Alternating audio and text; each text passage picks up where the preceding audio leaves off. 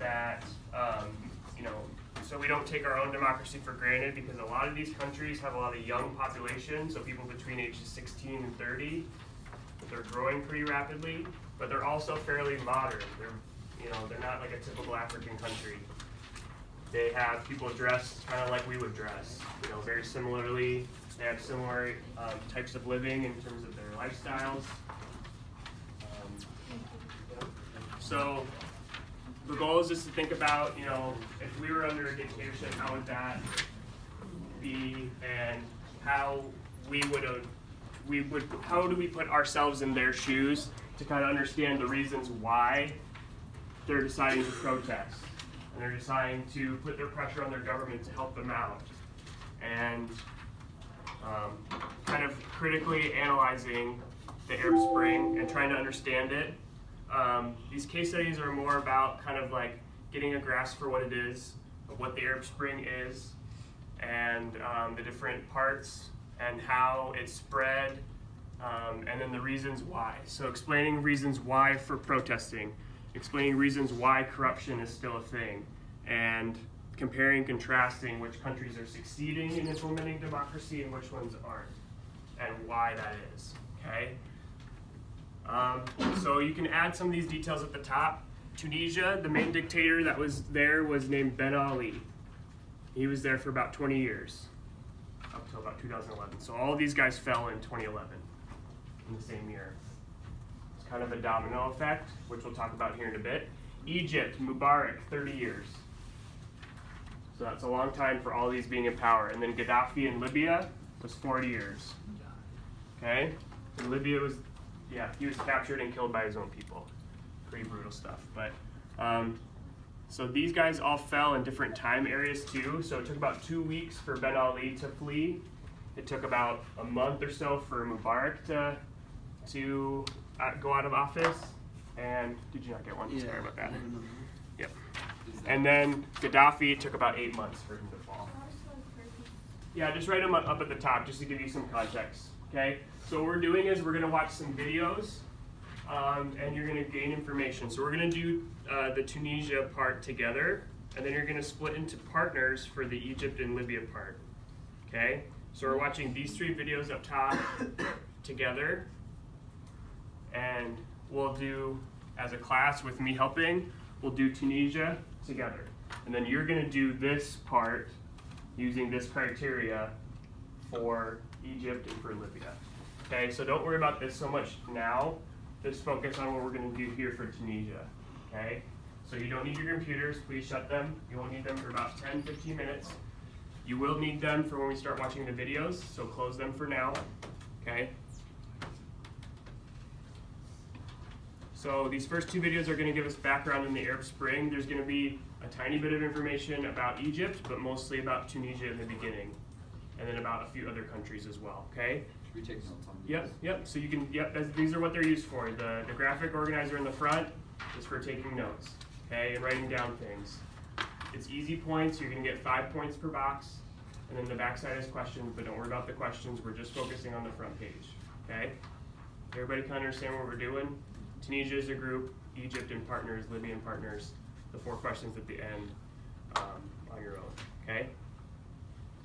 We're starting in Tunisia, this is where it started. It was frustration at Tunisia's youth unemployment that started it all. When 23-year-old fruit vendor Mohamed Bouazizi set fire to himself last year and died days later, it sparked an unprecedented wave of protests that would transform the region. Thousands of Tunisians took to the streets, demanding political change and economic opportunity. The country's youth spearheaded what became known as the Jasmine Revolution. By mid-January, President Zain al-Abidine Ben Ali had been overthrown and fled to Saudi Arabia. His departure not only overjoyed young Tunisians, but galvanized young Egyptians. They set up camp in Cairo's Tahrir Square, calling for an end to corruption, the creation of jobs, and implementation of democratic reforms, demanding President Hosni Mubarak step down. His ouster came on February 11th. As in Egypt, huge numbers of unemployed youth, a lack of opportunities, and rising poverty inspired young protesters to flood the streets of cities throughout Yemen, the region's poorest country.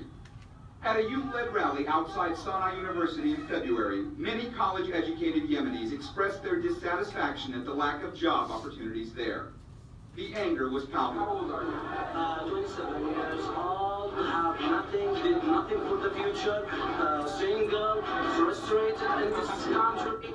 March, and in Syria, protests are sparked by the arrest of several teenagers in Daraa who daubed walls with anti-regime slogans. Since then, thousands have died in the unrest, but many of those who continue to demonstrate are young and out of work, risking their lives day after day in the hopes of obtaining a better future. A new report from the World Economic Forum says the Middle East and North Africa will need to create 25 million new jobs and sustain average growth of 5.5% over the next decade to provide young people with work. Across the Middle East and North Africa, jobless rates among the young average 25%. That's almost 8% higher than the average of developed countries. A growing workforce but a stagnant economy. The scenario in many Arab countries, where the educated and unemployed young decide not to sit idly by. They've not only taken to the streets, they're also using social media in ways that allow them to communicate, organize, recruit, and evade strict controls on mainstream media to get their message of resistance out to the wider world. Hamid Jamjoon, CNN, Abu Dhabi. Okay, so who are the main people that are protesting? What types of groups, what types of people? What do you see from the video? Young people? Yep. Young people? Yep. People that are unemployed. Mostly males. I forgot to mention that earlier in the other classes, but sometimes it's just the males that have the most say and the most voices in those societies. That's just kind of how it is. So what else was going on in Tunisia? Like what was the main person or event that kind of started it? Michaela? Mohammed started the protest by setting himself on fire. Yeah, so a 23-year-old named Mohammed, I forgot his last name, but he set himself on fire. I don't know the first name, I couldn't catch the Yeah, last name. that's all right. Names are not important, but so that he did that in front of his local, they call it governor, but it's kind of like his mayor's office. He did that because he was selling fruit, and because he was selling fruit, the government was controlling how much supply he was getting, and they were putting a lot of strict controls on him, so he wasn't making really much of a living. He was just kind of doing it because he'd always done that for the past few years. So he's very frustrated with the situation, so much so that he lit himself on fire in protest. Not the method I would take, but we're kind of just trying to understand the context, okay? So, but it did, what happened was he sparked a movement, okay? So he led to a lot of Tunisians protesting. So why were they protesting? Not just, obviously because they're unemployed, so there's lack of economic opportunities. But what else? Why else would they protest? And they say it's like corrupted or something? Yep, Government. dictatorship, corruption.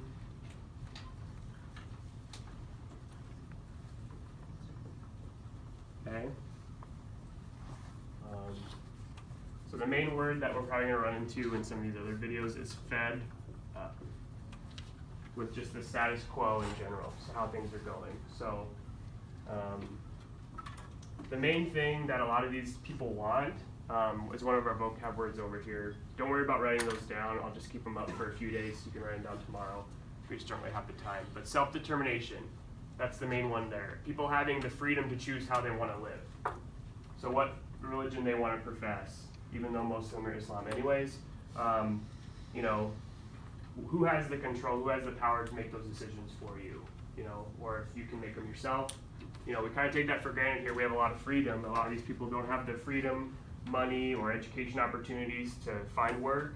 And then some of them have dictatorships and corruption, so they can't really, their voice isn't heard through their political decisions. Okay? Yes, Michaela? It mentions something about a Jasmine Revolution. Yeah, so that's like the nickname for the Tunisian revolution. But the greater nickname for the whole movement is the Arab Spring. It's kind of what it's known for. Spring is just like uprising, so, and it kind of occurred in the springtime.